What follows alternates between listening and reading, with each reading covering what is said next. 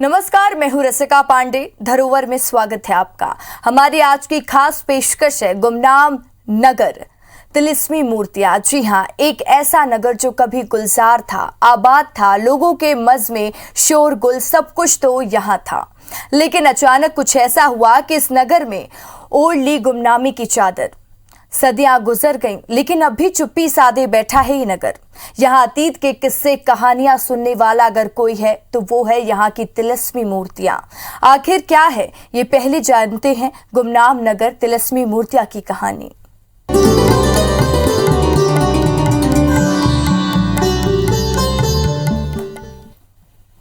बैतूल जिले के कन्नौजिया गांव के पास दफन है एक नगर। कहते हैं यहाँ 2 मकान शिल्पकार हुआ करते थे। उनकी कारीगरी भी ऐसी थी कि वो पत्थर की मूर्तियों में जान फूंक देते थे। उनकी बनाई पाषाण प्रतिमाएं आज भी यहाँ मौजूद है।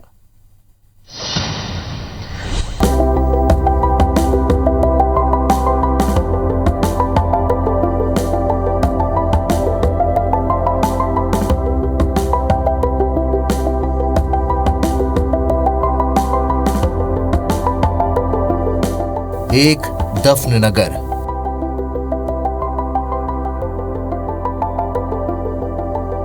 दो महान शिल्पकारों की अबूझ दुनिया।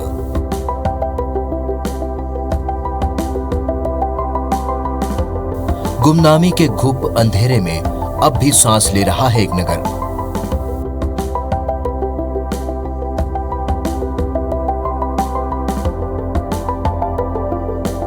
यहाँ बेजुबान पाषाण प्रतिमाएं सुनाती हैं अतीत का राग।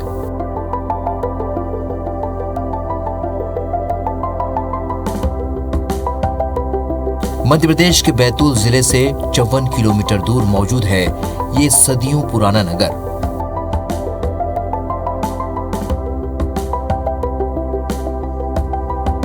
वो नगर जो आज भले ही समय के गर्त में समा गया हो, लेकिन उसकी धड़कनें अब भी बरकरार हैं।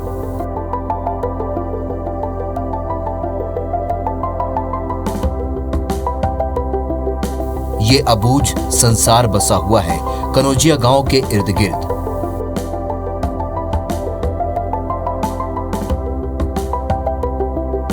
इन घरों में उस दौर के किस्से कहानियां आज भी सुनाए जाते हैं।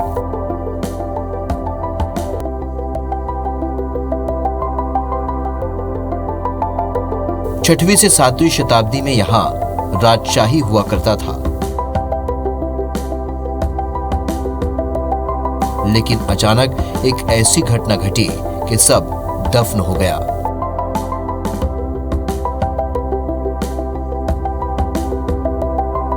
कहते हैं कि आमाला इलाके के आसपास नागर भोगर नाम के 2 मूर्तिकार रहा करते थे।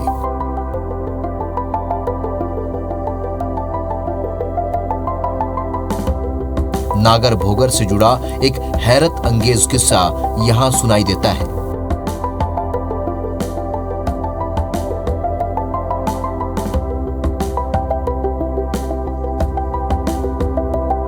एक बंद कमरे में मूर्तियां बनाया करते थे और मूर्ति बनाने के दौरान उनके शरीर पर कोई कपड़ा नहीं होता था।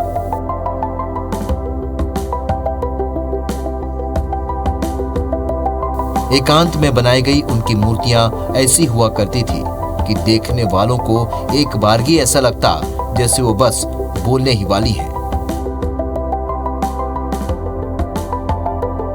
2 व्यक्ति थे जिनका नाम नागर भोगर था। वो वहाँ पे बनाते थे, तिरमहू के सिवाना से पत्थर लेके आते थे और वहाँ पे घड़ के मूर्ति बनाते थे। बुजुर्ग लोग जो बताते थे उसके हिसाब से यहाँ पे जमीन में जहाँ जैसे खोदो तो मूर्तियाँ निकलती है, बड़े बड़े पत्थर निकलते हैं। और वो तो ये यहाँ तक बताते थे कि यहाँ नागर भोगर का शहर रहा होगा। मूर्तिकार नागर और भोगर की एक बहन भी थी जो अपने दोनों भाइयों का ख्याल रखती थी। लेकिन वही बहन एक दिन उन दोनों भाइयों के लिए मौत की वजह भी बनी।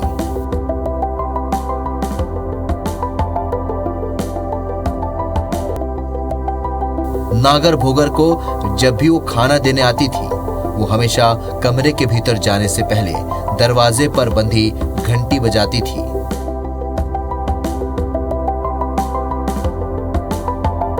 लेकिन एक दिन वो बिना घंटी बजाए ही सीधे कमरे में जा पहुंची।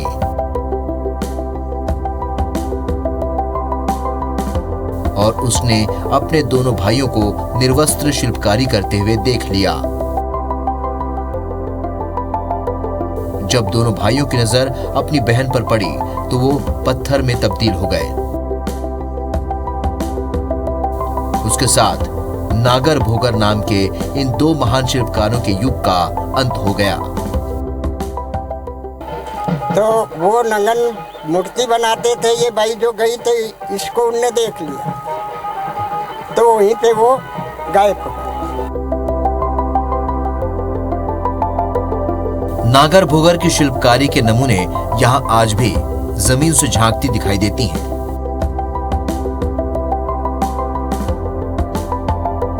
अब तक यहाँ से हजारों की संख्या में प्रतिमाएं निकाली जा चुकी हैं। इनके आधार पर ही पुरातत्व के जानकार ये अनुमान लगाते हैं कि यहाँ कभी विशाल नगर आबाद रहा होगा। नंदकिशोर पवार, IBC 24, बैतूल। वो एक गुमनाम नगर दफन हो गया, लेकिन जमीन से निकल रही शैव प्रतिमाएं कई रहस्यों से पर्दा उठाती हैं। जानकार बताते हैं यहाँ मिलने वाली प्रतिमाएं ठीक वैसी हैं जैसी मूर्तियों का इस्तेमाल किसी जमाने में तांत्रिक क्रियाओं के लिए किया जाता था।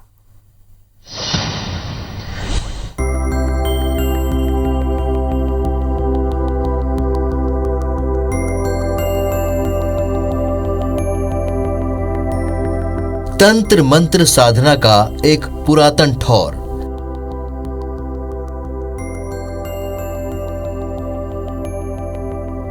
दरों में, दरख्तों में, पत्तों में, बूटों में बसी यादें।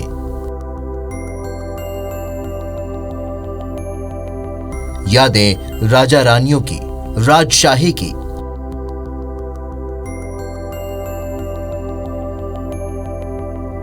कनौजिया गांव में जमीन के अंदर से जो मूर्तियां निकली हैं, वो किसी रहस्य से कम नहीं है। इस इलाके से निकली नग्न शैव प्रतिमाओं को लेकर कहा जाता है कि ऐसी प्रतिमाएं तांत्रिक क्रियाओं के लिए इस्तेमाल की जाती थी।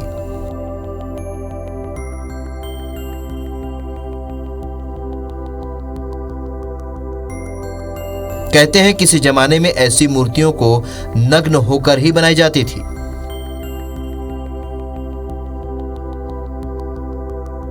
अभी तक जितनी भी प्रतिमाएं मिली हैं, वो शैव मत से संबंधित है। शिल्प के जादूगर नागर भोगर का जिक्र ब्रिटिश गजेटियर में भी किया गया है। ऐसा अनुमान है कि रियासतों के उस दौर में इन अद्भुत प्रतिमाओं को नागर भोगर ने राजाओं के सम्मान में समर्पित किया होगा।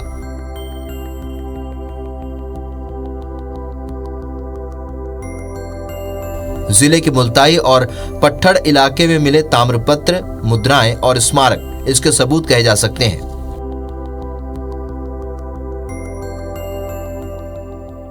जिस प्रकार का उल्लेख किया जाता है कि नग्न होकर प्रतिमाएं बनाना, ये तांत्रिक किया करते हैं जी। चामुंडा की प्रतिमाएं भी निकली हैं जी। चामुंडा की प्रतिमाओं की पूजा अर्चना अधिकतर जी तांत्रिक करते हैं, तो इसलिए नागर भोगर की कहानी से इसको जोड़िए नहीं, वो मात्र कहानी है। कनौजिया गांव के कोने कोने में पाषाण प्रतिमाएं बिखरी हुई हैं।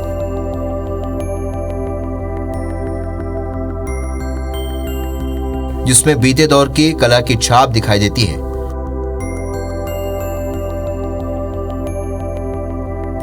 ये पत्थर आज भी उस शिल्प की दुनिया के साक्षी बने बैठे हैं।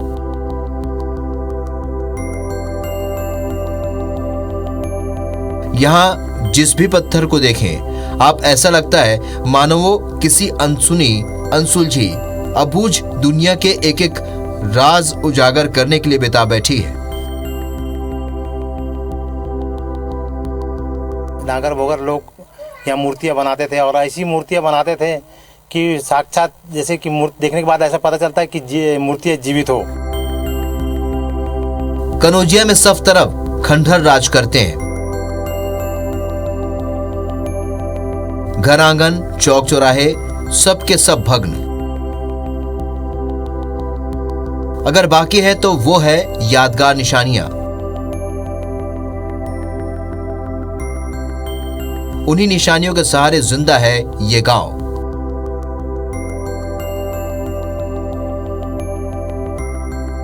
नंदकिशोर पवार, IBC 24 बैतूल। अब हम आपको बताते हैं कि आखिर वो क्या वजह थी जिसकी वजह से महान मूर्तिकार पत्थर के बन गए। देश के लगभग सभी मंदिरों से कोई ना कोई किंवदंतियां जुड़ी होती हैं। ये एक पौराणिक मान्यताएं होती हैं। इसी कड़ी में आज हम आपको एक ऐसे मंदिर के बारे में बताते हैं जिसका निर्माण एक श्राप के चलते अधूरा रह गया, जिसे आज तक कोई पूरा नहीं कर सका।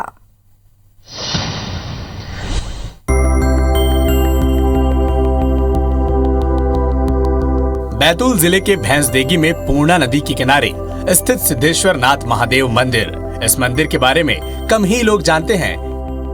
मंदिर के बारे में कहा जाता है कि 11वीं और 12वीं सदी के मध्य में भैंसदेही रघुवंशी राजा गय की राजधानी महिष्मती हुआ करती थी। कहा जाता है कि राजा गय भगवान शिव के भक्त थे। उन्होंने उस वक्त के प्रसिद्ध वास्तुशिल्पी भाई नागर भोगर को महिष्मती में शिव मंदिर बनाने का आदेश दिया था। नागर भोगर के बारे में बताया जाता है कि दोनों भाई नग्न अवस्था में मंदिर निर्माण कार्य करते थे। साथ ही दोनों एक ही रात में बड़े से बड़े मंदिर का निर्माण कर लेते थे। लेकिन दोनों भाइयों को एक श्राप मिला हुआ था कि अगर किसी ने इन्हें नग्न अवस्था में निर्माण करते देख लिया तो वे इंसान से पत्थर बन जाएंगे। और ऐसा कहा जाता है कि नागर भोगर जब महिष्मती के शिव मंदिर का निर्माण कर रहे थे तब एक रात उनकी बहन खाना लेकर अचानक से निर्माण कक्ष में आ गई और उसने भाइयों को नग्न अवस्था में देख लिया।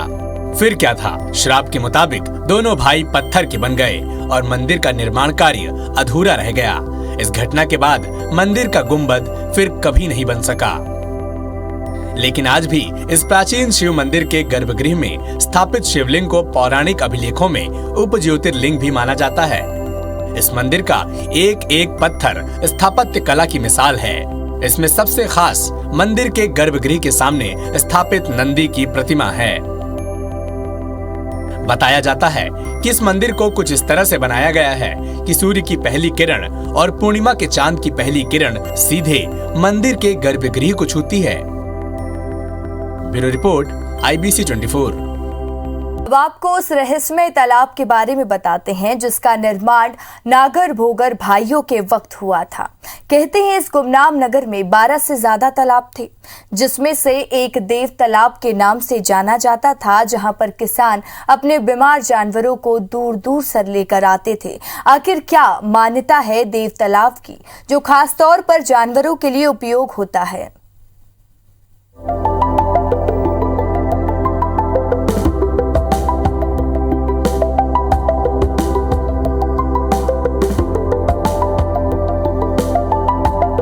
तालाब में समाई ये शांत जलराशि गवाह है एक सुनहरे अतीत की। इस ताल की लहरों में तैरती हैं उस दौर की अनकही अनसुनी कहानियां। इतिहास के कई शिखर और कई घाटियां देखी है इस जलराशि ने।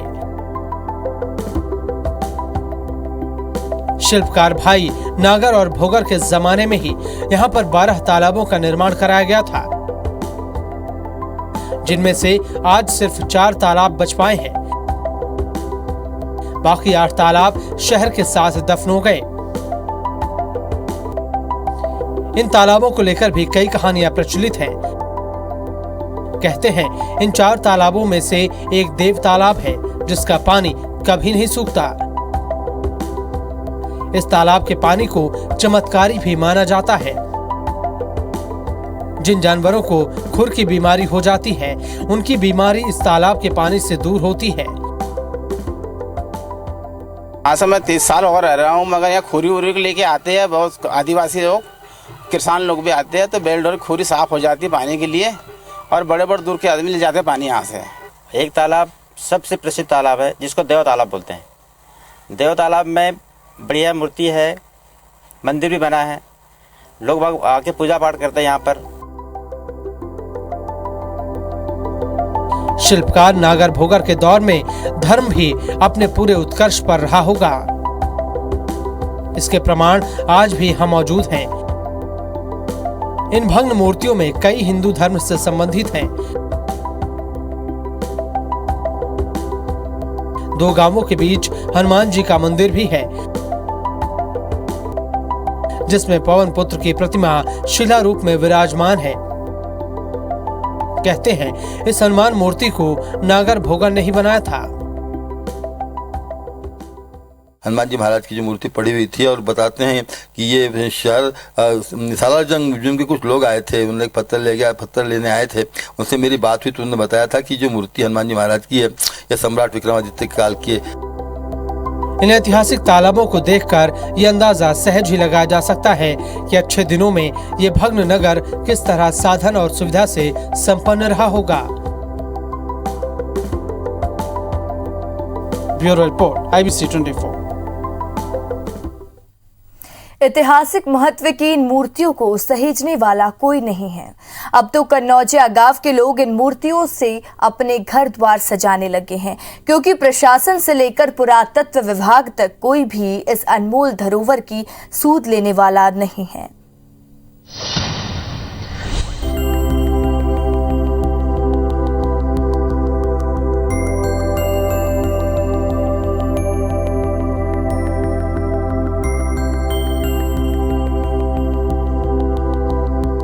अतीत की अनमोल धरोहर संकट में है। ना कोई इनकी चिंता करने वाला है और ना ही इन्हें सहेजने वाला। इसी का नतीजा है कि ये बेशकीमती मूर्तियां लगातार गायब होती जा रही हैं। हद तो ये है कि गांव के लोग सैकड़ों साल पुरानी इन ऐतिहासिक मूर्तियों को सजावट की तरह इस्तेमाल करने लगे हैं। कन्नौजिया गांव में आप ऐसे कई घर देख सकते हैं जहां प्राचीन मूर्तियां चबूतरों, दरवाजों और चौखटों में बकायदा सजी हुई हैं।